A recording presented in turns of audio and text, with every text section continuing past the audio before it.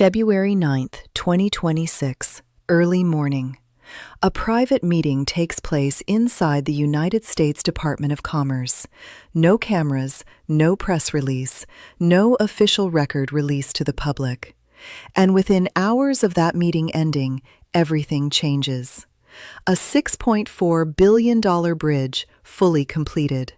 5,000 LED lights installed and tested. Toll systems ready to operate. Customs infrastructure prepared. Highway connections on both sides paved, connected, and open.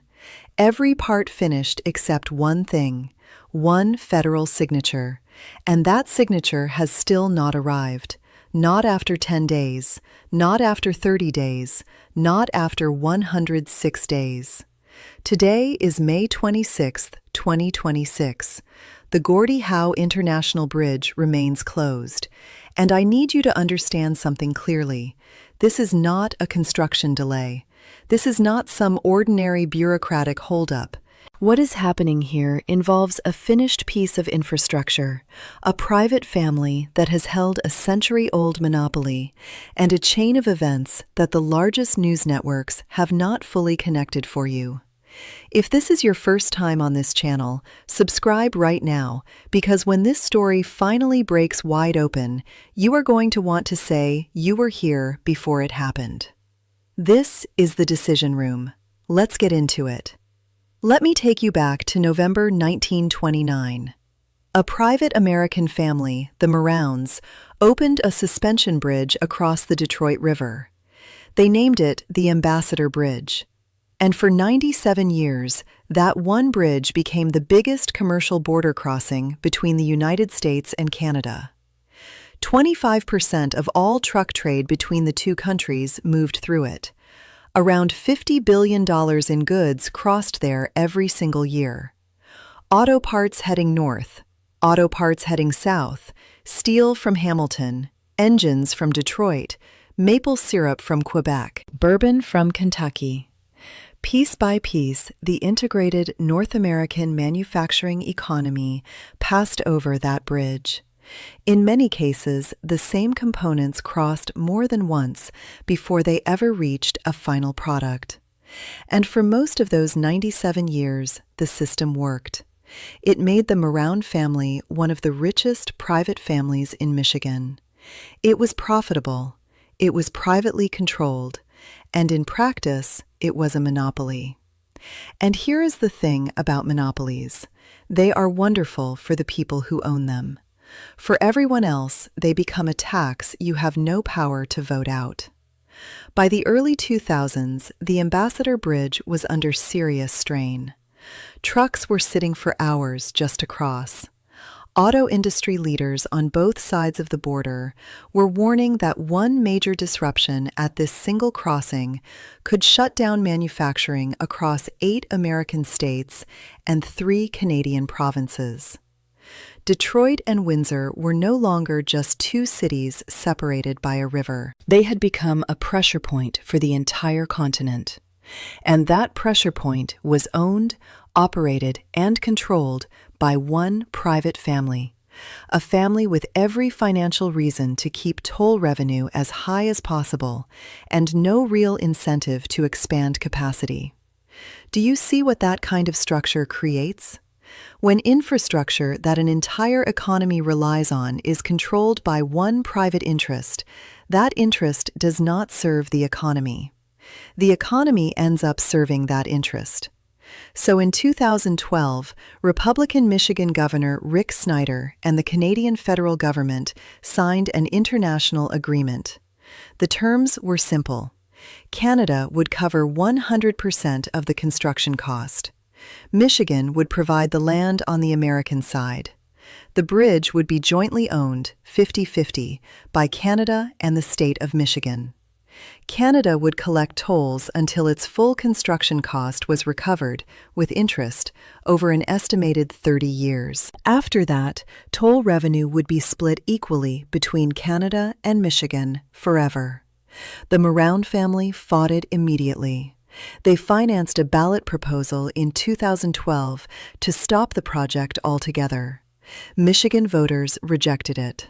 Then came the lawsuits. Those failed too. Construction began in 2018. 8 years later, the bridge is finished, and the man who once described it as a vital economic link, the man who called for its fast completion back in February 2017, is now the same man refusing to sign the permit that would open it.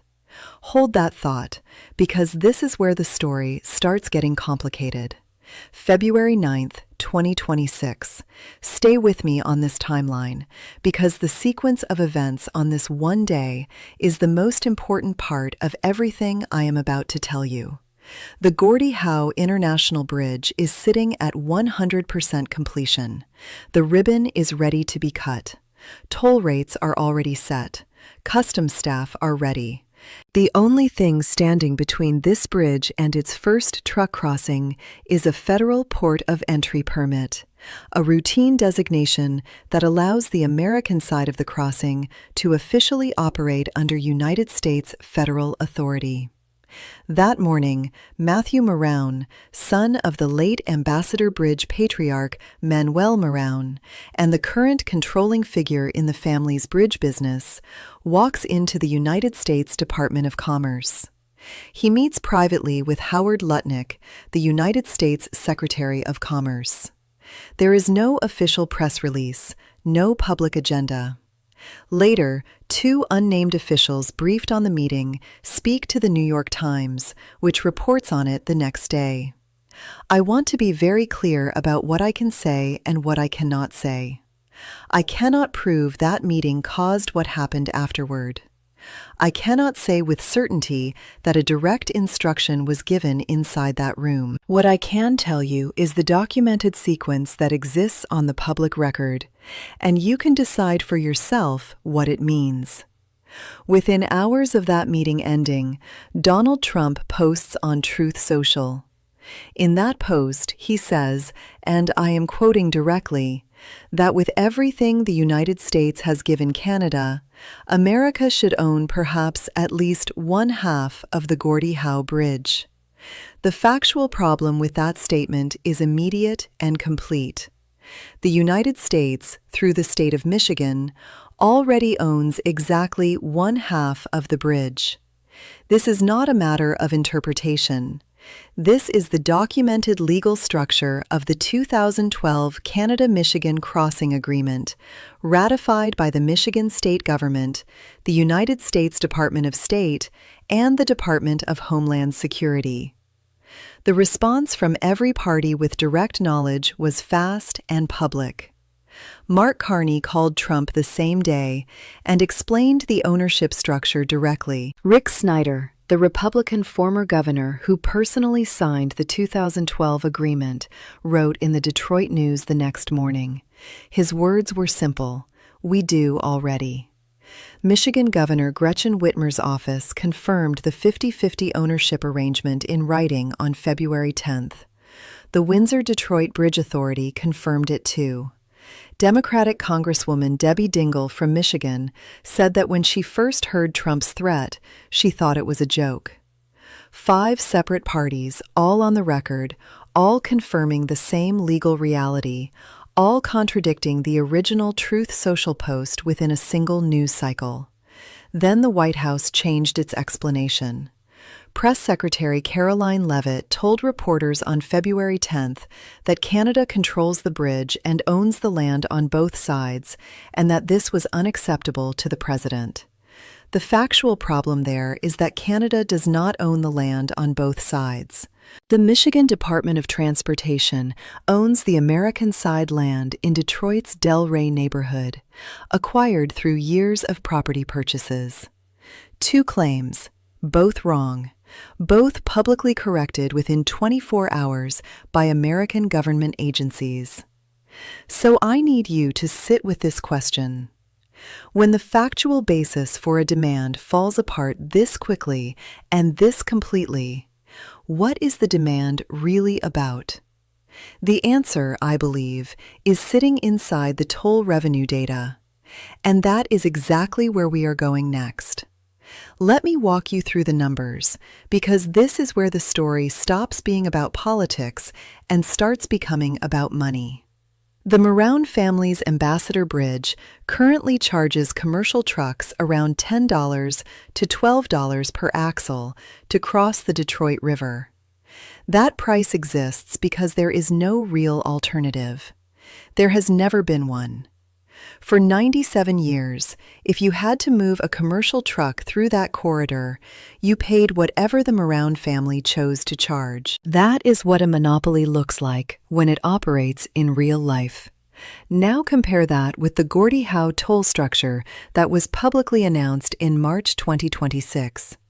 Commercial trucks pay $8.75 per axle, and with the electronic pass discount, that falls to $6.90.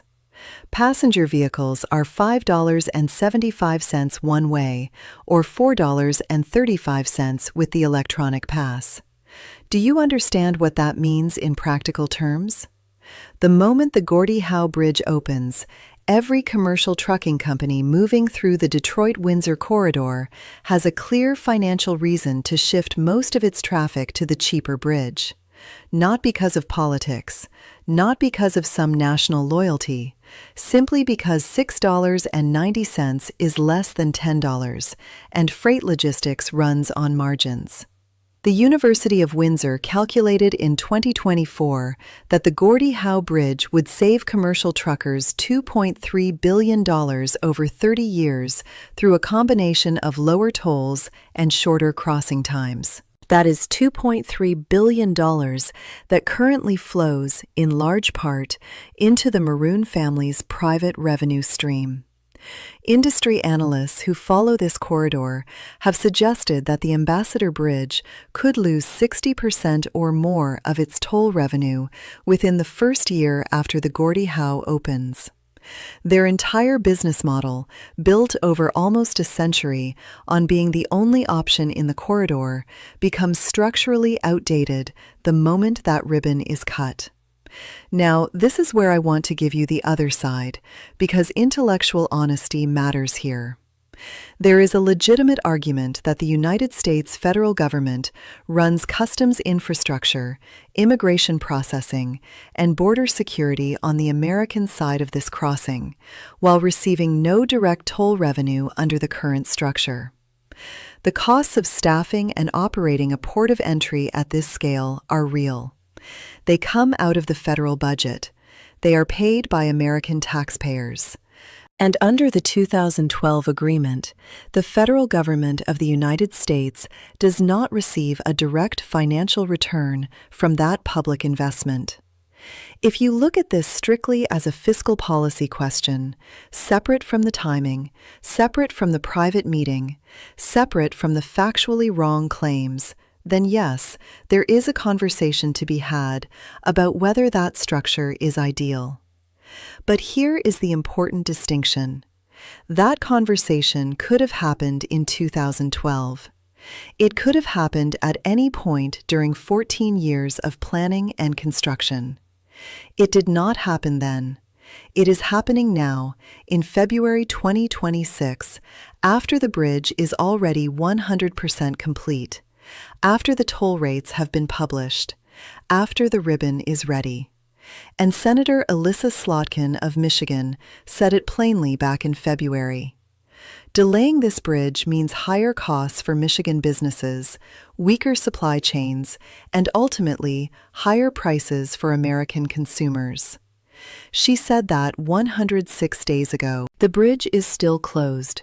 The Maroun family is still collecting every toll dollar from every truck crossing that river. And I need you to understand who is actually paying the price for this delay. It is not Canada. It is not Mark Carney. It is trucking companies in Michigan, Ohio, Indiana, and Wisconsin absorbing extra friction costs they should not be absorbing, costs that are then passed straight to American consumers through the price of every product moving through that corridor. The only party that benefits from every additional day this bridge remains closed is the family whose representative walked into the Department of Commerce on the morning of February 9th, 2026. I cannot tell you that is the reason the bridge is still closed. I cannot tell you that is the reason the bridge is still closed. What I can tell you is that this is what the data shows. Mark Carney has not called an emergency press conference. He has not issued threats. He has not announced retaliatory measures aimed directly at this bridge standoff. Instead, he has done something that is, in many ways, much harder for a political leader to pull off. He has waited. And I want to explain exactly why that is a strategy, not a surrender. From the moment Trump posted that Truth Social threat on February 9th, Carney's public position has stayed almost perfectly consistent. The bridge was paid for by Canada. The ownership is 50-50. The land belongs to Canada and Michigan on their respective sides. Toll revenue pays back Canada's construction costs over 30 years, and after that, the revenue is split with Michigan forever. The 2012 agreement is the agreement. There is nothing to renegotiate because the factual foundation of the demand does not stand. He has repeated that same framework every time Canadian reporters have pressed him on it. Not with anger, not with dramatic outrage, just with the steady, plain delivery of someone who understands that once you start arguing inside the frame of a factually wrong demand, you give that demand legitimacy. Think about what Carney is really doing here. Every week, the bridge remains closed. The political cost inside the United States does not build against Canada. It builds against the Trump administration and against Republican incumbents in Michigan, Ohio, Indiana, and Wisconsin. Windsor Mayor Drew Dilkens, who is generally seen as right-leaning in his politics, has publicly called the timing of this delay dreadful. Michigan's Republican House Speaker Matt Hall and Democratic Governor Gretchen Whitmer sat in the same room with Ambassador Pete Hoekstra, a Trump appointee, because on this issue, their political incentive is the same, no matter what party they belong to. Republican members of Congress from auto-dependent districts are looking at the same trucking cost data that Democratic senators are looking at. Carney is not negotiating directly with Trump.